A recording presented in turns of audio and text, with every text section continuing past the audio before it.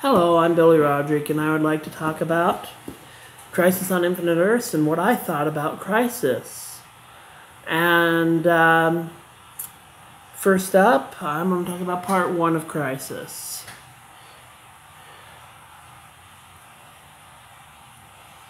We had several cameos, like Burt Ward on Earth 66, and we had the Titans in the Titans TV series, Robin and Hawk, to be specific, opening into this very first episode of Crisis. And then, as it went on, we had a lot happen.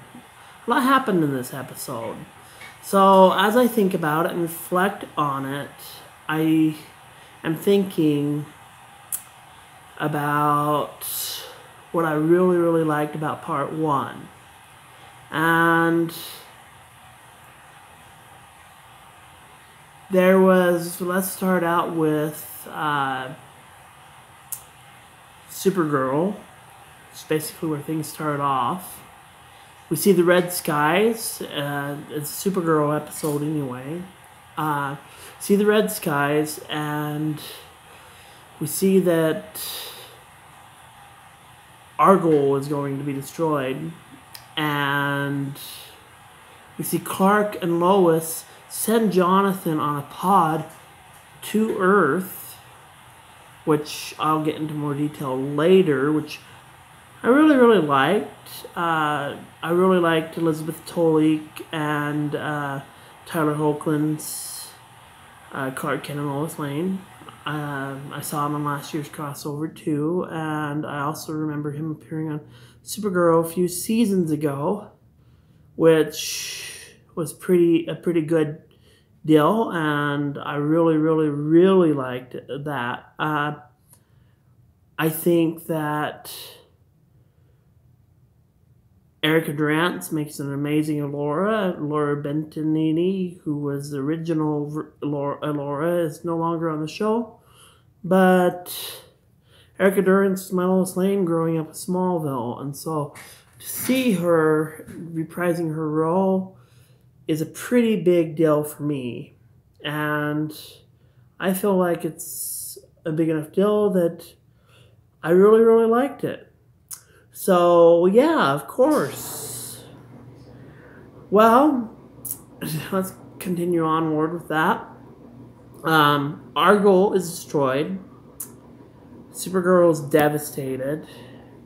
She thinks that Luke, Clark, and Lois both perish. It turns out that Lila, Diggle's wife, saved them, and it ends pretty well. Well, as far as that goes, anyway, they show up to the let me rewind. I can't speak. Rewind.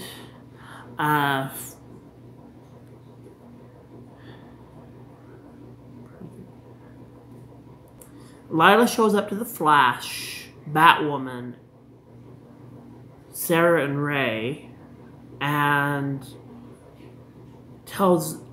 also Oliver and Mia, to tell them that the crisis is here, that they've been preparing for, and so they all gather up and they have a meeting at the DEO where Lila talks about the threat of the Anti-Monitor, and also about how they can stop them.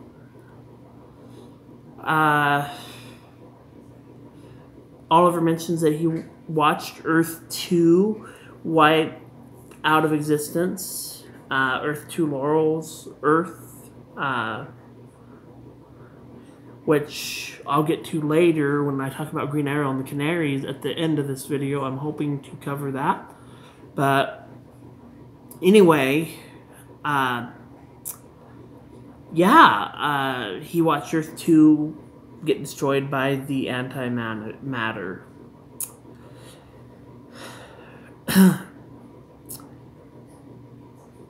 So from there, that's kind of summarizing part 1 a little bit, but I got a big spoiler alert for those who didn't know, but I'm pretty sure a lot of people do. Oliver Queen, towards the end of the episode, and I'm talking about what I can think of. If there's something else that comes to me later, maybe I'll do a video on it, but Oliver sacrifices himself to save the people of Earth 38.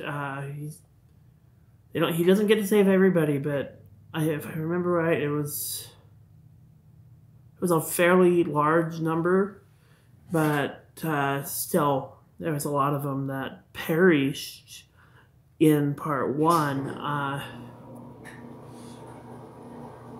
Oliver doesn't leave until the world's pretty much destroyed. Monitor takes him back, where he is confronted by Sarah, Barry, Supergirl, and he's dying. He's basically on his deathbed, and pretty much tells everybody to keep going forward. Tells Mia to find Felicity. He tells Sarah and Barry that they're needed, and Supergirl, basically, they're all needed, and the heroes that are needed at this time. And so that wraps up part 1. Whew, that's a lot to cover in part 1. Part 2 gets very interesting. It's the Batwoman episode. It's right after. It's Crisis Part 2. And in part 2, we have Batwoman and Supergirl. Oh, I forgot to mention the Paragons, which we figured out that Supergirl is the Paragon of Hope. Now, by the end of part 1, Monitor tells them in part 2 that they need to find the 3 more Paragons that he knows of, and they are the Bat of the Future, which I'm gonna just get into detail about here in just a sec.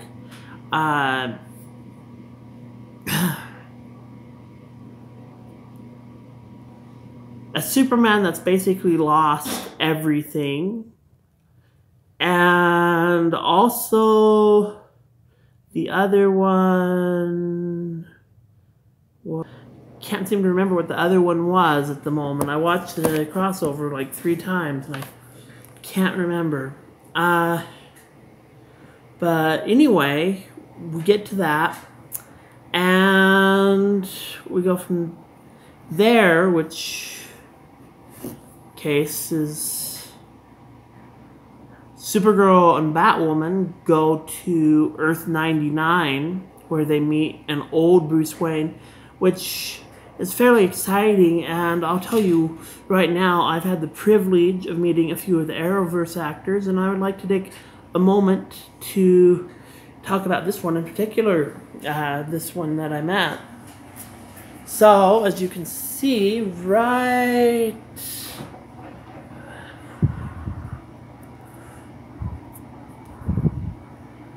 Give me just 1 second.